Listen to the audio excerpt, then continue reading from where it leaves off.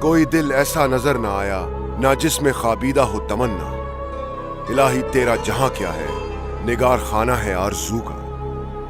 ایک شاعر امید کا، ایک فلسفی زمانے کا، جذبوں کی سچائی، محبت کی گہرائی، فطرت کا شناسہ، ایک صوفی، ایک مولوی. یوم اقبال 9 نومبر ہے آج بھی اقبال ہمارے لیے بیدار. بسم اللہ الرحمن الرحیم. السلام علیکم ناظرین، میں ہوں آپ کا ہوسٹ سید مقدر رضا. تو ناظرین، آج پھر سے آپ کے لیے ایک چھوٹا سا پیغام لے کر آیا ہوں. ناظرین، ایک دفعہ کا واقعہ ہے کہ علامہ اقبال یورپ کے دورے پر تھے.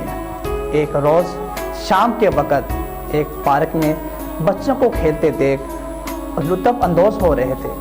اچانک ان کی نگاہ پارک کے کونے میں بیٹھے ایک ایسے بچے پر پڑی جو پڑھائی کر رہا تھا.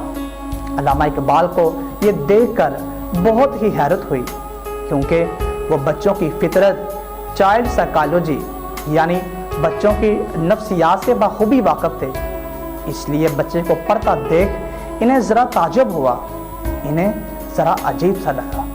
ایک بچہ اس ماحول میں پڑھائی بھی کر سکتا ہے. انہیں ایکسٹرا آرڈینری یعنی غیر معمولی لگا.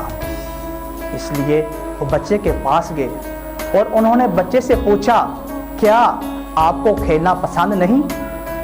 بچے کے جواب نے علامہ اقبال کو حیران کر دیا. بچے نے کہا، ہم دنیا میں مٹی بھر ہیں، اگر میں کھیلنے میں اپنا وقت ضائع کروں گا تو میری قوم مٹ جائے گی. مجھے اپنی قوم کو بچانا ہے. تو علامہ اقبال نے پوچھا، آپ کس قوم سے ہو؟ تو بچے نے جواب دیا، میں یہودی ہوں، میں یہودی قوم سے ہوں. جب یہ الفاظ، یہ عزم علامہ اقبال نے سنے تو علامہ اقبال کے ہوش فاتحہ ہو گئے. ان کا ذہن کسی اور ہی دنیا میں چلا گیا اور آنکھوں سے بے ساختہ آنسو بہنے لگے. وہ یونان، اسپین، مصر، ایران کی فتح کی کہانیوں سے لے کر ان کو گواہ دینے تک کی وجوہات کا سفر کرنے لگے. شاید دل چیخ رہا ہوگا کہ ہائے میری قوم، ہائے ہمارے بچے، میں تم میں شہین ڈھونڈتا رہا ہوں، لیکن عقاب تو یہودی گھر میں پل رہا ہے. حقیقت خرافات میں کھو گئی اور یہ امت روایات میں کھو گئی. تو ناظرین، ہمیں یہ چاہیے کہ ہم ان چھوٹی سی باتوں پر غور و فکر کریں اور اپنے وطن سے محبت کریں، اور اللہ پاک آپ کو اور مجھے اس بات پر عمل کرنے کی توفیق عطا فرمائے. تو ناظرین، انہی الفاظ کے ساتھ اپنے ہوسٹ سید مقدر رضا کو اجازت دیجیے. اللہ نے